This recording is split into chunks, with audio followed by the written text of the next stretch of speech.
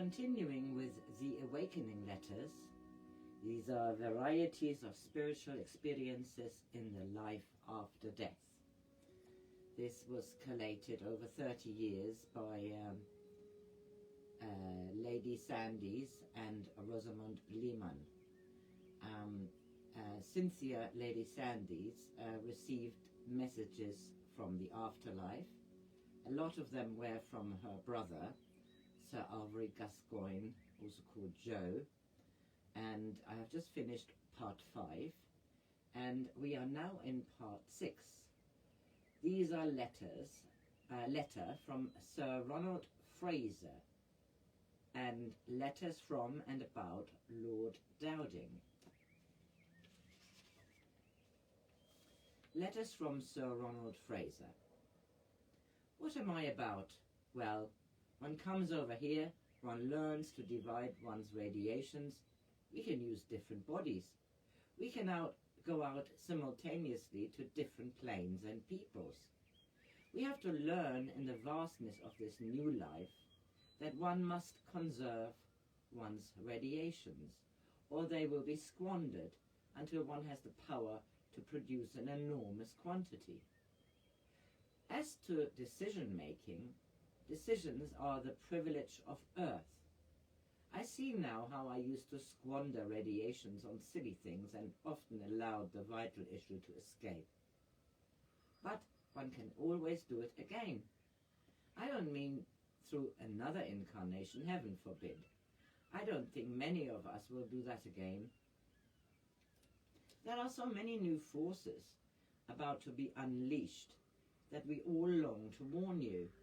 Conserve your mental and physical energy. It will be needed. I see you, Cynthia, have been probing into the possible disasters or victories of the future. Earth is sending or nearing the end of a cosmic day, which in this case synchronizes with the end of an age and the entrance into the Aquarian age. This was published in 1979. Such times are always times of great distress and unawareness. We place great interest in what you call the saucer folk. They are definitely on your side. See them, invite them, and learn from them. They are far more advanced than you are, and they may be able to defend the White Islands, which, as you know, are the British Isles.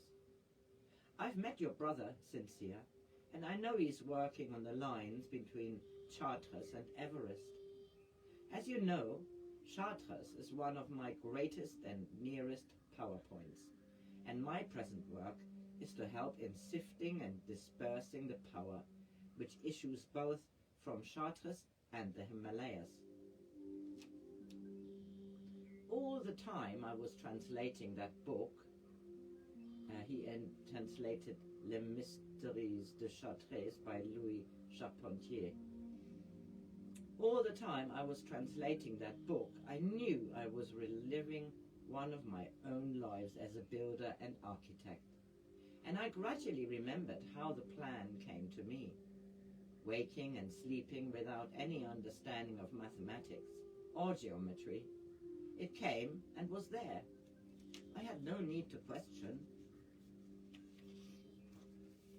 Only to put the stones which I saw so clearly in my mind. Now when I see architects sweating over plans, I long to say, relax, and think as I did. Let the picture come through you. The ability has come back to me now, and when any problem occurs, I relax and ask for the great powers to work through me. If only this technique was used more. The thing to do is to make all preparations first, that you can physically.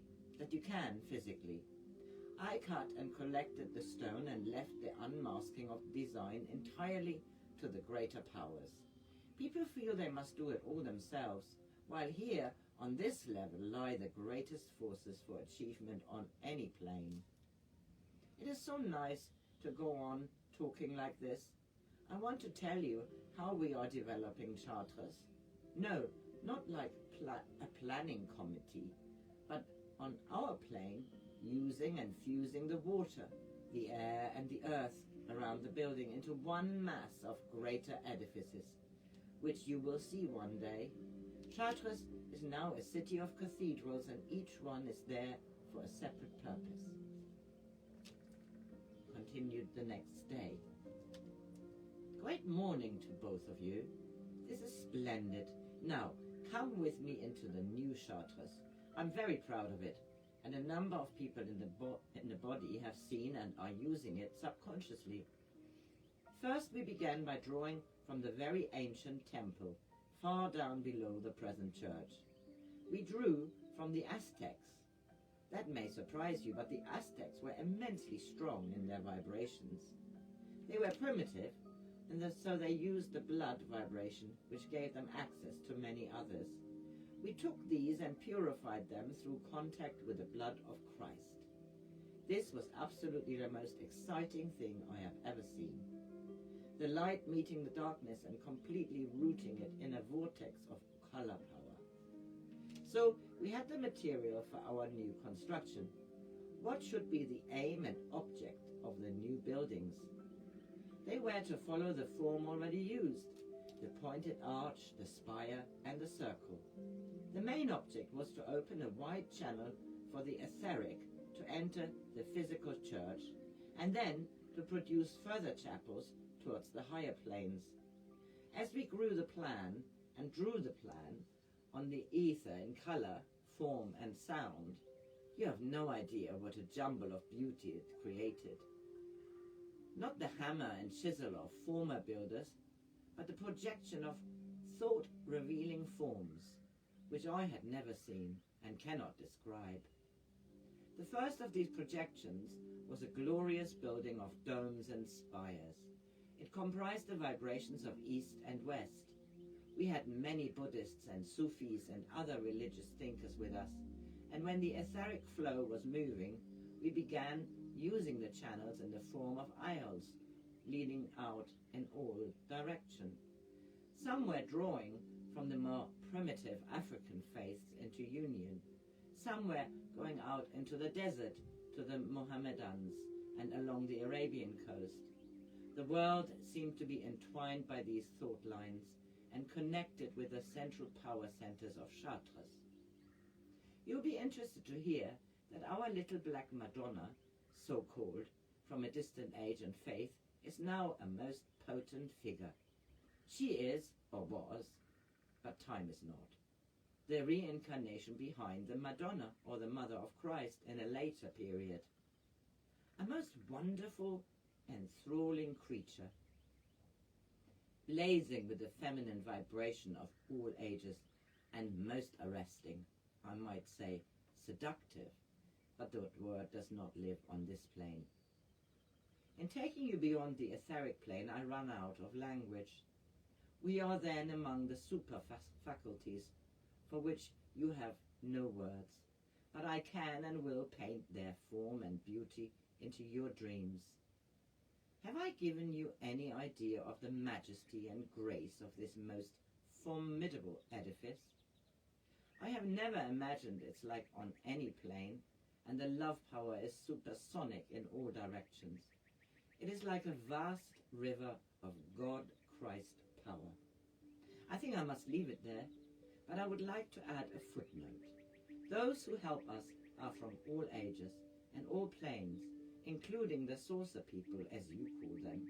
They give and receive, like all of us, from this vortex of ineffable power.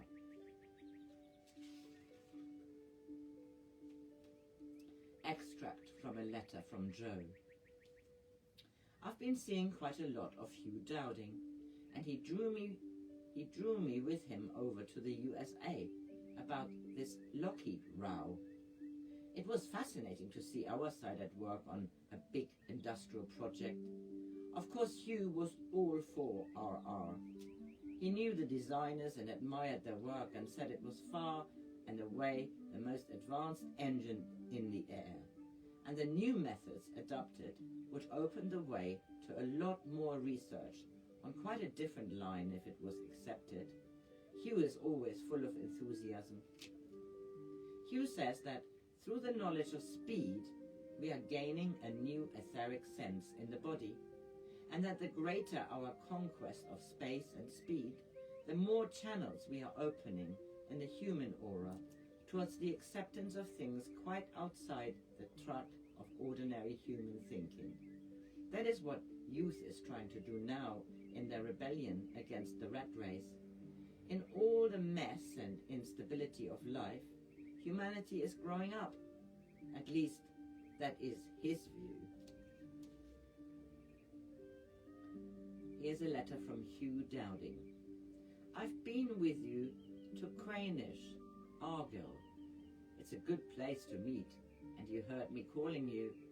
The seals were there, and the curlew, and all the gulls. Yes, it is a device place of high quality. There's so much I would like to tell you. I find that most of my crowd seem to have learned a good deal after coming over. None of us guessed the intensity of loving or of being loved. One simply cannot face the earthly callousness and indifference to suffering, mental and physical. I've been with that friend of yours, with that friend of your brother's known as Van, a most advanced person. How immensely intricate is his knowledge of the channels of development. I knew him slightly before, and now I find we are in the same group, and I'm honored and grateful to serve under him. We have a most heterogeneous group, many diplomats, including your brother, and people like Halifax, whom I also knew. He is way beyond me, but tremendously influential. We all grow and develop under the immediate influence of each other. Someone actually came and thanked me for the help he'd been given through my vibrations. No one was more astonished than I. I must pause now and write again later. Thank you very much. Another one. Cynthia, I'm glad to have this chance.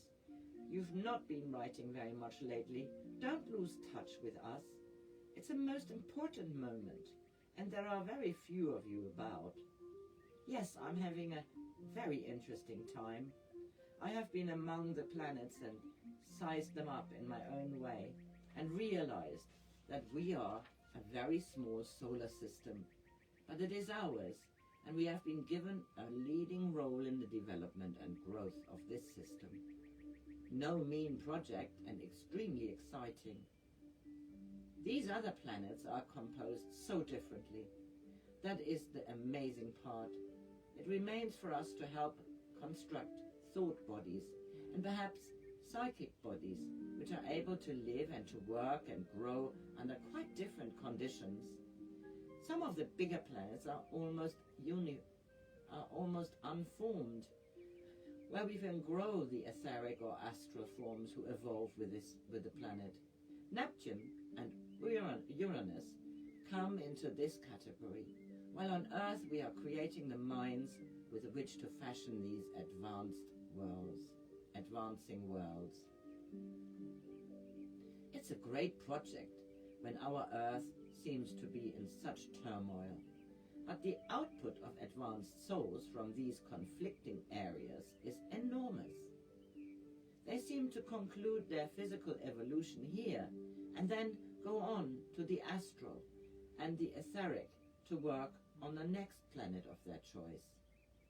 Very many have been chosen from India because of their advanced astral and etheric bodies. Here in Europe, we are so practical and down to earth that to us is given the power to enter the auras of Mars and Venus. I should like to write about this more later. And I stop this here, make this a short chapter. This book has 7 chapters in all, and we're coming close to the end now. Today is Friday, and it is the 19th of June.